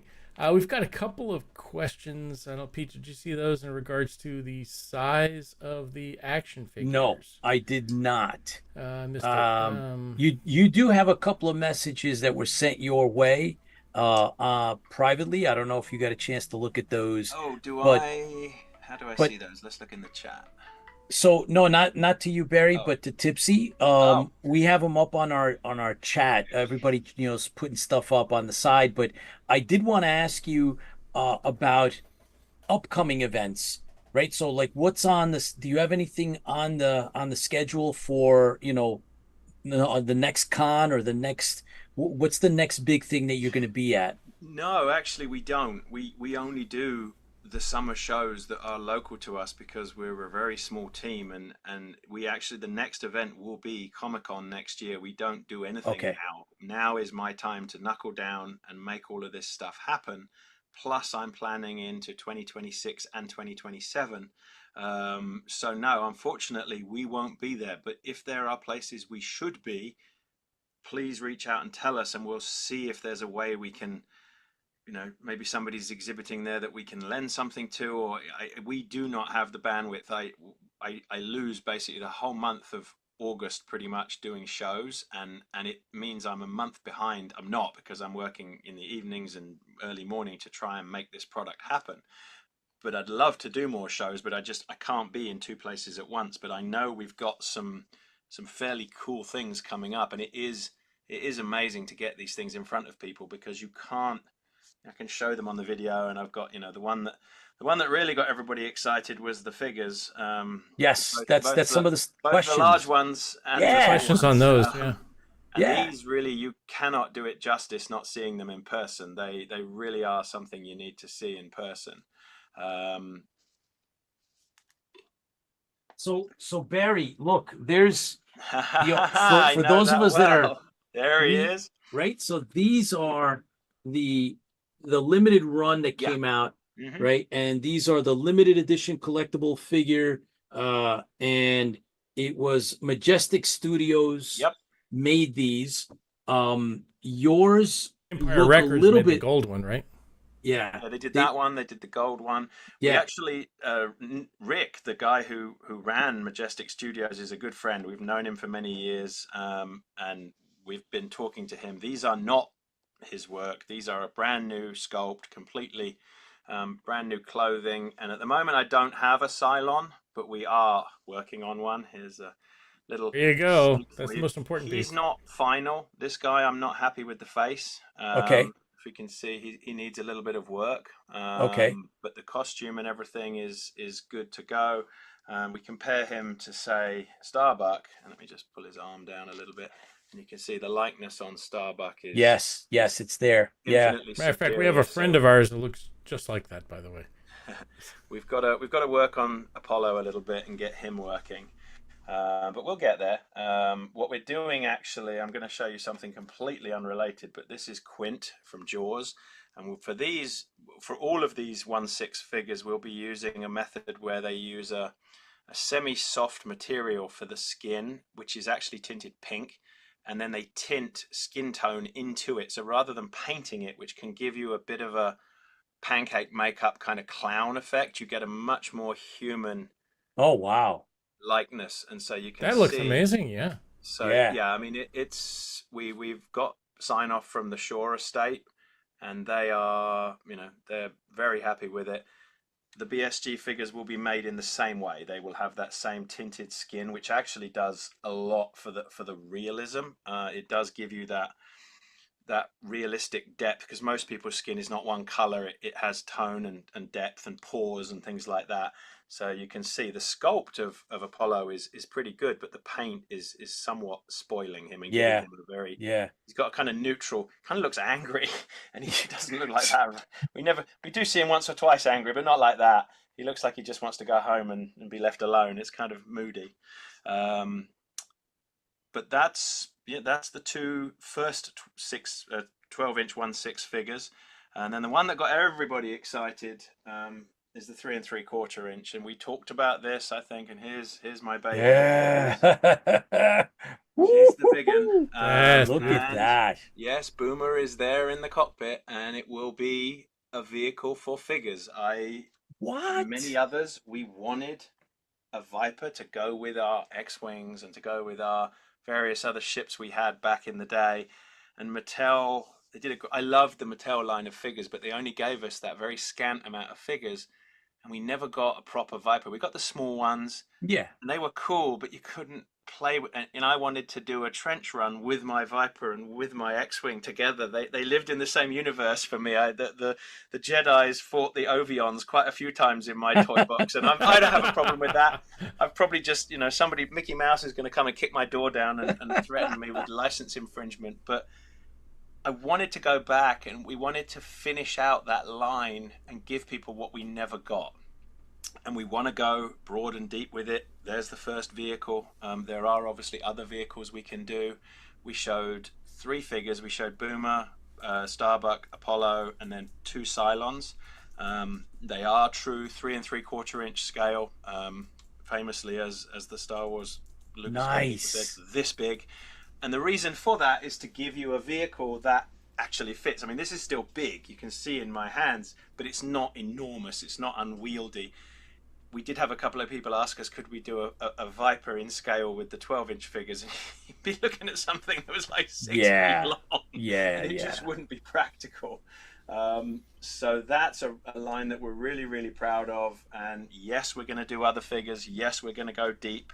I'd love that line. I'd love to be sitting here in 2 years' time and tell you we're 3, 4, 5 waves in. And so far, the response is that could happen if people go along the ride with us. So Lucifer, how's the Lucifer? Yes, Lucifer for sure. Lucifer.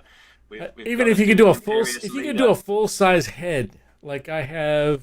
As a replica with light, that would be. Yeah, beautiful. I have a full size head. Where am I at? See, I want to do them. I have to be stopped. I can't be left unsupervised. I'm dangerous. I want to do a Baltar's helmet that you can wear with. Oh yes, yes. So Barry, Tipsy up there. Are you getting it? Oh, it's up there. Yeah. So say we all right at there. You can just barely make it out. Yep. Yeah. So you have 2 of them, right, Tipsy? The one. Yeah, I've got one that's very old. Somebody made. It needs repaired, and then I have this one. The one that's there is a replica of the actual little figure. So yeah, give me a second. I'll pull it. The dome doesn't light up, but the dome is like, you'll see it. It's like a metallic painted bluish thing, and so it looks just like a 1-to-1 scale, of the action figure. It's so cool. I think he wore it once to Dragon Con, and it was, it's like he wears it and it's like 8 foot tall. Yeah, it's so cool. Yeah. So yeah, these are the things that we've been.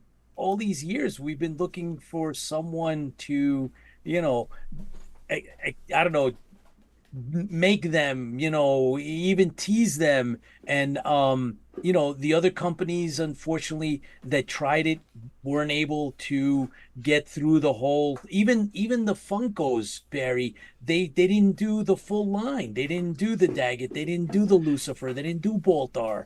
They kind of left us hanging. There you go, Barry. Here's a dream for you. Here we go. Let's see. Are you ready? I'm stealing myself. You're stealing. Hang on. Yeah. Press it. Let's go. Oh my God. Okay, we have to do that.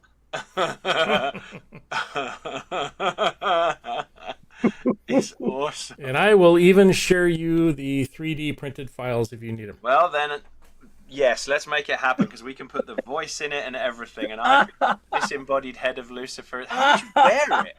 Did you just literally stick it on the top of your head as a? Oh, he had I have a whole thing. It had I bolted it in. Oh my God! Full marks for effort. I think that's what's called suffering for one's art. Oh, see, that's so cool. That is epic. Well, we're having a hilarious discussion earlier this morning about what goes on underneath the Imperious leader's robes, because obviously, famously, we never see it. And they used on the figure, they used another body. But somebody told me there is a photograph of the actor, I think, relaxing somewhere, and you can see what he's wearing underneath, and it's apparently like civilian clothing. Oh, I've yet to find it, but I'm kill like, the dream. Come on, Barry, you're gonna kill the dream. Another man. You're thing, not supposed to know. Yep. No. That's another thing you need to make underneath. Is the little lizard. Oh, the little lizard that lizard that sits on his shoulder. There's an easy money small piece that you could make. Well, you can see what we call the sort of entry level stuff like this. Yeah, this that would be definitely something. There are be entry level. You did the insignia. There are the Dharma's rank of office or rank of order. I'm not sure what it actually is, the official name. There are a couple of things I'm playing with because. I'd love to do things like a Languatron, but there is probably only 50 people in the world who would buy it. Yeah, that's true. That's not going to be a big seller. That's a little complex, to be honest, and the cost versus development. And coming back to what you said earlier about the companies that didn't finish out the lines, obviously, we are a business. We do this mostly for the love, but you do have to make it work. And so you've got to be careful planning, and you don't want to come out with too many figures at once because then you swamp people. But yeah, the intention is to give everybody they wanted and more. and as long as people step up to the plate, which, as I said, so far looks like they're going to do more than that. Everybody's been super supportive, and internationally too, because I knew that BSG had a following in the UK and in Germany, but we've had inquiries from Malaysia and countries you just, I was like, well, really? But Who how's knew? and I may have stepped away, but how's the sales been? I mean, have you been we haven't- doing none well of on this is- the none of this is for blaster and sale. things like that? Yeah. The blaster is doing very well. We're more than halfway through. The blaster is on its way to a sellout. So that Oh my that was gosh. what gave us the confidence to proceed. But I also still think the we sheer have a 10% off code for that if it's still yes, active. you guys do. Yeah, that you have that. But it was also the surprise, to be honest, when we approached Universal. We were kind of not sure. We thought that these things had not been done because somebody either had the rights and was just sitting on them, but they were so helpful. They were like, yeah, you can do that. No, you can do that. Not a problem. And it did sort of strike me as odd that nobody had done it before, because normally these things fall into these weird, difficult territories. Well, you can't do it because of this and because of that, and so had a falling out with so we can't make that, and blah, blah, blah. None of that. It just was sitting there waiting for people to either remember it or remember that they'd forgotten it. But actually, they didn't forget it. Like I said, we got people, and even young people. You know, I caught it as a very young kid in the UK, and it was a movie actually before we ever got it on television. But I had like 20, 25-year-olds coming up to me at Comic-Con going, "I love it. It's brilliant." Which is awesome, because it means it won't die out with all of us old guys. Yeah. Wow, that's Exactly. so cool. That is so cool. Well, we love it. And we are excited beyond our wildest dreams, Barry. And we really appreciate, the fact that, again, I mentioned this with our previous guest and just about all the others that come on, the fans that are engaged in business or whatever part of the entertainment, like yourself, you're doing, the collectibles, you're a fan and you bring that extra something quality to it, and it always shows, and we appreciate that, and it's so cool. So we want to help, we want to be here, we want to do. We consider ourselves part of a family, and it is that. It sounds weird and corny, but it really is. It is. I now have relationships with customers that I know their wives and their kids, and we talk, and they, it is a family, it is a grouping, and we are just, at the end of the day, we're just fans who make stuff that we hope other like-minded fans will want as well, because there is no magic to this. It's just, you've got to be brave enough to put your money where your mouth is, kind of thing, and that goes both ways. It goes for us making an investment in making it, but it also is an investment for customers to buy into it with us. So we do see that. So yeah, it does. People are like, oh, don't be so corny, but it is true.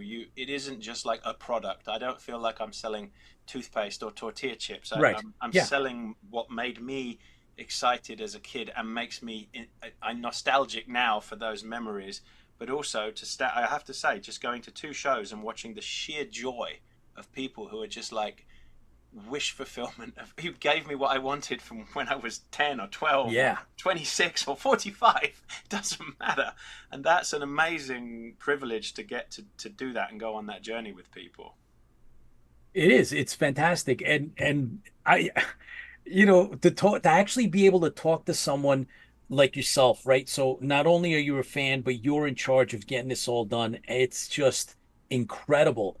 So tell us a little bit about the rest of the, your views on the business, the other franchises, if you can. Like, Yeah. where else do we go? Like Battlestar, done. Right, we know that it's here. We know that you said you're taking a deep dive in, but where else do we go in terms of the fandom and factory entertainment? So we're very lucky. You guys brought it up earlier, but we're very lucky and honored to have relationships with, boy, it got to be at least 12 different licensors now, and I don't even know how many. I'm trying to think of all the brands. It's got to be in the double digits. And that's amazing. This year, obviously, one of the big drivers for us is Star Trek, always has been. So Star Trek is always going to be in our heart of hearts. We've got it's a 50th anniversary for Jaws this year, believe it or not, which is Wow. I'm still having trouble coming to terms with that. I'm like, I wait, remember going somebody's and seeing that miscounted. and getting scared to death. Yeah, but somebody's miscounted. It can't have been 50 years, because where the hell did the last 50 years go? Because Yeah, exactly. Yeah. Wait, what? So that's frightening. We've got Back to the Future. We've got Jurassic Park. We've got James Bond. There's the future for James Bond is really exciting. We've got new ownership there, or new creative control. So for the first time since the original movie, we've got a completely different direction for Bond. So that one's really exciting. And you'll definitely see there's certainly, I would say, a 70s, 80s nostalgia theme to this, because our customers are not children, they're big kids like me. And so you see there's this sort of 25 to 45 year sweet spot of nostalgia. So yes, you're going to see, well, we're doing Jaws, we're going to be doing other action figures and 12-inch figures. So many things. My head is kind of spinning. Just got to make them all happen. What would people like to see? That's, I guess, the bigger question. What are we not doing right? There's going to be all kinds of fun 80s TV show, action, sci-fi shows. And sci-fi's, are, I don't know, what do you want to call it? You never want to say what your favorite children are, but that sci-fi's definitely our jam.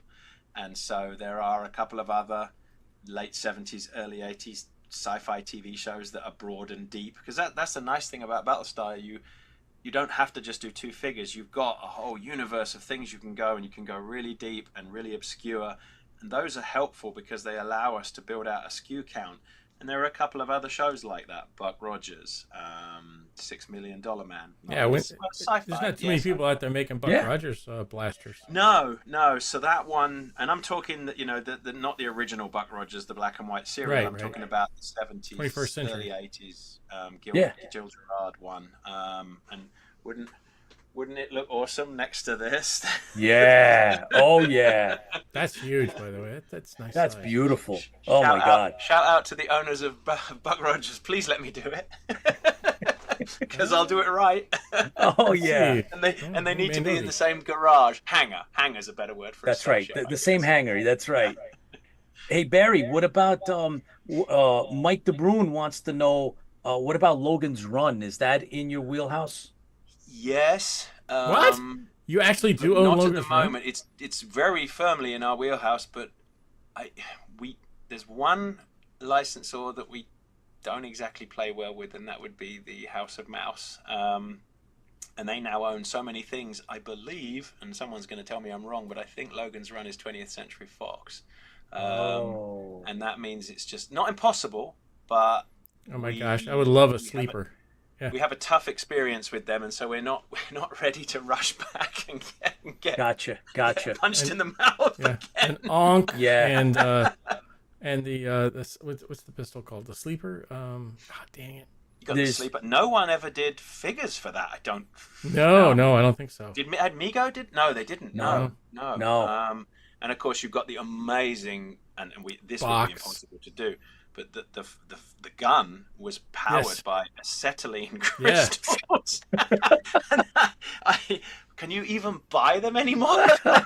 Probably from some obscure website. Yep. There's some people out there selling those as a there are actual some functionality. There are some amazing fan-made replicas. So that one may be one that's been kind of Box. Nobody's made a replica of Box. They have not, no. And then you sit down and you look and you go, wait, what has been done? And it hasn't been done. And we are influenced by, we do live in the world today where anybody with a 3D printer can, within reason, make anything. But there's adding the extra magic to it and making it real. And we do sometimes, some purists say to us, well, it's not really a replica if you've changed it. But it's like, like your Cylon helmet, somebody may say, it doesn't have the seam in it. Okay, well, it doesn't have the seam in it, but doesn't it look so much better? It does. Realization, I guess, because if you had to sit with it, and this is an investment piece. These aren't cheap. You're going to have it in your house for years, years and years. How quickly pass it down to your kids? Well, how quickly does the seam go from being a nice accuracy to an annoyance? It's a bit like that one time when you We hang drill some wallpaper. holes in that too, by the way. Well, you hang wallpaper and you get the one bubble, and then all you can see is that damn that one- bubble. yes, It drives yes. you nuts. Yes. So that's our perception of it, and of course, if people don't like it, then you know absolutely entitled to your opinions, and don't come along for the ride with us. But most people want what they think they saw on screen. That's correct. Yes, we're I working on agree. we're working, and I'll give you a perfect example, and I wish I had the picture. We're working on the 12-inch Cylons, and I didn't know that the color of their bodysuit and stocking Mauve. is not black. It's It mauve. is Yeah, it's almost a purple. Mauve, and I would even go as far as lavender. They actually look Yep. like they're in a Prince covers band. Yes. Yes. But when how the does it when show? the lighting there back in the day when it was that tungsten lighting would make it look black. Exactly that, and it shows as black on screen. I would have, sworn that it was black, and no, it is a vivid lavender mauve, which looks bizarre and also ruins their kind of evil. Yeah, ethos, don't do because them off. I mean, yeah, it'd be great They to look have like they're it, off but- to a discotheque. Yeah, Exactly. And so, would anybody truly want an absolutely accurate Cylon? Somebody out there would do, but But 95% not too of many. the audience don't. No. Agreed. Totally agreed. Our Rob Baum, who's part of our IFB team, he brought up his impression was that Logan's Run was MGM. Then that's And great if it's MGM. it is MGM. You're correct.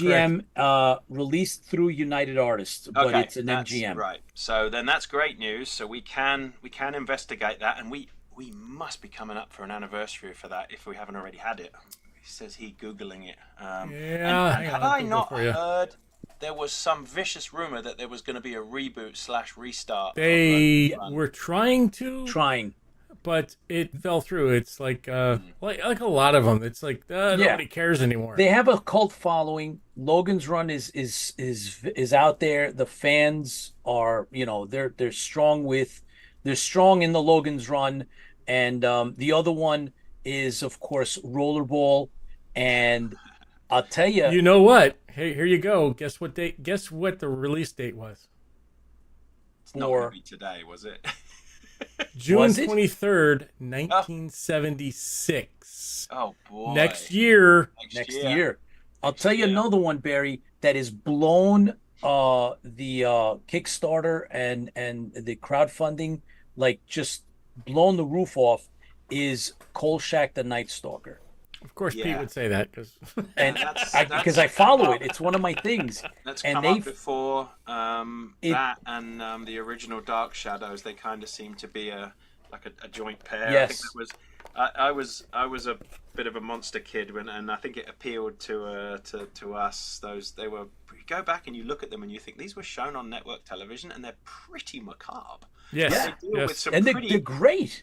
They deal with some pretty woo. Yeah. That would never be allowed to be shown. And yet Yes. They were shown to kids. Yes, absolutely. I was blown away on the interest and the I believe, if I'm not, I know that the Kolchak crowdfunding, the two big campaigns that they did around the anniversary went into the six digits, well over 100,000, and I Wow. believe the other one it went over 150,000 both, I believe, both times. And that's just crowdfunding. Yeah. So Well, that's another model that we have tried. We did a big yellow submarine, a giant 4-foot yellow submarine recently via a similar method. We did it internally, but it was crowdfunded. We set a target and we said if we reach this number of sales, we'll proceed. And it worked and it was successful. We reached the 500. So that is a model that we'll look at. We can't do everything. We have an incredibly small Yes. team. It's two Yeah. people. It's me Yes. and my colleague Tommy. There Yes. is, and our owner Jordan. This is it. We have a huge team of creative people that we work with and consultants and other people and people people like AJ you had on earlier. Yep. So those people are absolutely part of our team, but they're not full-time employees. So yeah, like I said, I'm not allowed to be left unsupervised because I'll take everything. So here, Yeah. here's easy money for you. You ready? Here's easy money for you, and you don't have to get licensing pretty much for it because it's not really Logan's Run, but it is. An Ankh. You just make an onk. We'll launch it in the Omni Hotel. And where was that other place they filmed? It was a it It's was that place in Dallas, isn't it was it was a Dallas water park. Yeah. They There actually used to shut be- that. They actually shut it down to where it doesn't do as much as it used to because somebody drowned in it, and it was a Dallas mall. It was a mall. That's because they used to hold a toy fair in that mall / office complex, and I remember walking into it like 20 years ago and going, "Wait a minute, I know this place." My gosh, And it was that they filmed. so it amazing. there. It's such a great story, and if you actually get a chance to listen to the actual books and not the movie, there's Logan's Run. There's 3. It's a trilogy, and Yeah. it's on what do you call it? Audible. Get all 3 on Audible. It's really good in regards to the storyline compared to the actual movie. The movie was great, but the storyline's really good. So Barry, you we're here for Jenny you. Agutter went. Oh no, she didn't go away. There she is. Sorry, I was just busy staring at Jenny Agutter. Yes, who wouldn't, right? I'm a Who wouldn't? English. I was born in England in the 70s. I cannot deny that I may have had impure thoughts about her. I'm not going to admit because my Mrs. Toaster might be watching. So Oh my God, here we go. Yeah. It's okay. I was young. I needed the money. Yeah. So, Barry, look, we want to continue this conversation. We want to keep supporting you. The fans obviously have spoken. This is a platform for all of this nostalgia that you bring to life, and we appreciate the support that you've given us. Indirectly, like I told you, we happened to choose. We selected the last time you were here, and we sent it up, and we put it into competition, and we won. We were selected. IFB was for best it's not pop just culture us, it's podcast. your interview. So Yeah, it's your interview, and so Yeah, they probably looked at me and then thought, "Oh dear, these poor guys." They had to part with that lunatic. We'll give them an award. Hey, it's listen, our first award. I know that And it's a major award. watching we watched it and it was like, you know what? We're having a lot of fun. That was the bottom line to it. It was like, look, we're doing a great interview. We're having a lot of fun. We're laughing about this, and it struck a chord somewhere, and we've been recognized for it. So we feel like we have a strong bond for whatever it means. We want to thank you up front and continue the relationship that we have. And it just so happens that AJ was on, and that's serendipitous. We didn't that wasn't planned in any way, but Sometimes it's how these things go. exactly. And we want to keep supporting. That's the number one thing. I've mentioned it multiple times. We want to be here for you. If you think that that if we're going to a show or something, and we can if you have any materials or whatever it is that we can help put the stuff out, we would love to help you. Yeah, you want to throw Try and make that another happen. a 10% coupon type thing out to us for the other items that are listed there.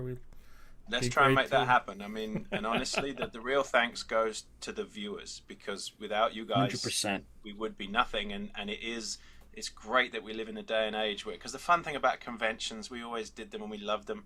You went to be with your people, and Yes. that's why you went. But now we can be at a convention every night on YouTube or on a podcast, Right. and you Yes. find out that you're not the only lunatic out there in the world. But- There are people, and you can be with Yeah. your tribe, and Yes. that gets a lot of abuse for all the awful things, but this is the goodness of this is how we can connect, never having met in person, but you already feel like you know each other for 50 years, and we both probably know exactly the things we could chat about at a dinner party for an hour and a half without stopping. That's Yeah, right. I can't wait That's to right. actually meet you in person because it'll be a We'll make it happen. long conversation. Oh, heck we, yeah. If we secure the Logan's Run license, we will announce it here first. if we Yes! manage to get That'd be it. awesome. So there, Yes. you have my word. Excellent. And we'll look, and look, Barry, don't hesitate. If you think that, hey, I got something I want to put out, we can have you pop in and pop out. We don't Doesn't have to be a keep you full tie you length up. episode. Give you a couple minutes Yeah. if you need to. Love to do that, yeah. Yeah. And as we develop these products, as we come up with questions, I'd love to throw them yeah. out to the, and just say, hey, what do you think? Not necessarily a poll, but like a straw poll, show of Yeah. hands kind of thing. Yeah. What does everybody think? And do you I like? think one of the other tell things us what that we we're saw. doing. Oops, sorry. Go ahead. So they tell us what we're doing wrong. We need to know what we're not doing, because the good stuff is great. It's its own reward. Well, I can tell you with the smiley faces. they'll tell them you're not giving it away for free. That's the Yeah, well, that's going to be when one of the I things, rule the world, always, and win the right? lottery, and when I rule the world and win the lottery, that'll happen. But sadly, in the reality of So this is how I pay my mortgage, folks. This is how Yes, I of feed- course. one of the Listen, things I saw that it's I a don't- business. we haven't mentioned yet was Airwolf. Yeah. The Airwolf actually, had. I left do the you helmet have it? downstairs. Oh, you left it downstairs. Ah, 'Cause I was going to put it on because that one actually fits me, because we're getting a lot that's of got a lighted reticle and everything. with yeah. a motorized visor. Motorized and visor. We're getting a lot of Ooh, ridicule. I gotta get one of those. Let Oh, me put boy. this out there. We mentioned it earlier. We got a lot of ridicule because people heard us say at Comic-Con that it was not meant to be worn. It doesn't mean it can't be worn. We don't want you falling down the To stairs. stipulate, for legal reasons, you can't wear it, because if you, can't hurt ride yourself, a motorcycle with it. Yeah. Unfortunately, the lawyers ruined everything, but that's Yes. why all of our helmets and swords all say, don't use me, because some idiot out there will try and drive a car Yes. with it or ride a motorbike Yes. with it, and they will, Or they try to will defend hurt themselves themselves. with it. So Yes. So it's So- a bit like the caution coffee is hot on the McDonald's cup. Right. You have to do Exactly. it. So you absolutely can put it on your head if you are not cursed with an enormous, great big noggin. And you can wear it, but we do not recommend you do, because it's not easy to see out of that thing, and it will not provide you any safety in the event I was of going to a use it for my motorcycle. I can't use it on my motorcycle. Yeah, I mean, No, you may not. Oh, somebody boy. probably would. Well, my Yep. eldest son was actually helping us out at Comic-Con, and he is a motorbike rider, and he did put it on, and that was the first thing he said. I was like, oh my god. Not only will your mum kill me, but Oh, it's a boy. stupid idea. It doesn't Yeah, we have protect you. Airwolf. There's going to be some Knight Rider. Really? Miami Vice. Ooh, whoa. Yep. Any Miami hints on Vice, what what Knight else? Rider you're going to get put out? No. Similar to what you've just seen. Excellent. Well, I don't Excellent. think Knight Rider had a helmet, so we're good. No, So, no helmet, No. but everything else. Knight Rider. What everything else did you say? I cut you off. I'm sorry. Miami Vice. Oh my Oh. God! No way! Oh. No yeah. way! Oh, if you put out a Miami Vice badge set, or I'm gonna have to buy some. I'm a huge Miami Vice fan. Right, that's another one that kind of has been not forgotten, but it's people forget that was like a moment, like a social. was. like Gosh, it everybody. was such. It Oh, yeah. defined. It How many defined pairs the of '80s. espadrilles did we The own between style, the the three? music. Yep. The I didn't style, wear the music. socks, but Mike like- DeBurn. Yep. Miami Vice. Yeah, it's. Yeah. It I don't think defined I wore the socks for like 80s. 2 years. Yeah. Oh, my God. I got beat up at absolutely. school because I grew up in Wyoming and I tried to dress like the Miami Oh, Vice. boy. I had the pink shirt and the white Oh, pants. no. And, yeah, I got my butt kicked. That went down well, I can imagine. Yeah, not in Wyoming. It's like, you're not wearing a cowboy hat. You got a problem. But, There oh, was yeah. that one huge episode Miami where Vice. Crockett went into the Everglades and he kind of went a bit rogue Oh, and he let fishing. his hair grow. Yeah. And he did have Yeah. cowboy boots, but that was as close as Yeah. he got to like Wyoming. Yes. I was not fitting in Wyoming. I went back to, Yeah. I I can remember my mother screaming at me, "No, I'm not buying you a lime green a lemon pastel jacket with no sleeves." Oh my gosh! But it was such the style, the neon, the it was like it's- a music all out video with Sean, every and week. exactly, Paul Jan Hammer. Yeah. The Oh, music. music. Oh yeah, The music was- absolutely. You still listen to, you can hear it in your head right now and just Oh, see yeah. the boat crashing through the waves. And they're talking about actually a remake on that one as well. It is happening. It's not clear whether it's going to be a series or a movie, but it's going to be a reimagining kind of thing. And I thought the movie they did was decent. wow. It was okay. Yeah, it was good. I mean, It'd be hard to recapture that moment, but all I will say, you can't God recapture the '80s. There, it was. Thank God there was no YouTube in the '80s, because the evidence has been destroyed of all the terrible haircuts and the neon. Thank God. Oh my gosh! Man, Now I'm gonna have to go back. I have the DVDs. I'm gonna have to go watch them again now. Just because we mentioned it, I have to go rewatch it. All right. Well, as soon as Phil Collins comes on, you get in the jam. Oh yeah. Oh my gosh. It's that time. It's yep. And everybody knows here. I know it's that time, Pete. But I have to mention that you know Barry mentioned the Phil Collins thing. That inspired me to make videos, make things. That small piece of video is just so iconic and so ingrained in my mind that it inspired me to do other things. I'm getting goosebumps. Yep. It's just the view between those, the acting. There was hardly any acting in it, but just the look, the wheels moving, everything. I'm not going to go any farther because Pete's already heard this 10,000 times. So, anyways, Pete's ready to go evidently because he's got his cup up. It's like, let's go. It's that time. We're not going to talk all night, damn it. It's that time. Barry, thank you so much. Everybody out there. Wait a minute, Barry. You know what we need is a Steins from Battlestar Galactica is your next thing. Yes, we do, and we need the traditional ones, not the new ones. The English pewter tankards with the emblem. Yep, and I can get you pictures of a actual one if you need one because I actually own one. Please, yes, do. Please do. Cool. Well, thank you again, Barry, for coming on and talking, spending time with us, reminiscing, and producing the stuff that you do, and for the discount and all the rest. Appreciate you and Factory Entertainment. So we're going to put up another link. Tipsy? We're cutting it out tonight? Well, thank you for joining us. Thank you, everyone, for being here. Oh, my gosh, what great time to be alive, really. And all of the great video stuff that we can remember back from our childhood and some of the great stuff that's being created now. Thanks for the memories. I mean, that's what's really it's all about. The fandom and the memories and the people behind it and the people who created it and the people who continuously make things that make us spend money. Barry. But so join us every Thursday. We're here every Thursday. Don't forget us. And we're gonna Barry back again. For sure. And I'm actually looking for the closing thing. So Pete, keep talking. Give me a second. All right. Well, again, thanks for tuning in, guys. Yep. Really appreciate you. Look out for the exclusive IFB exclusives that we have. We dropped one earlier. Oh, and don't forget to like. We need those likes. So before you guys leave, give us a like. We need those for the algorithms.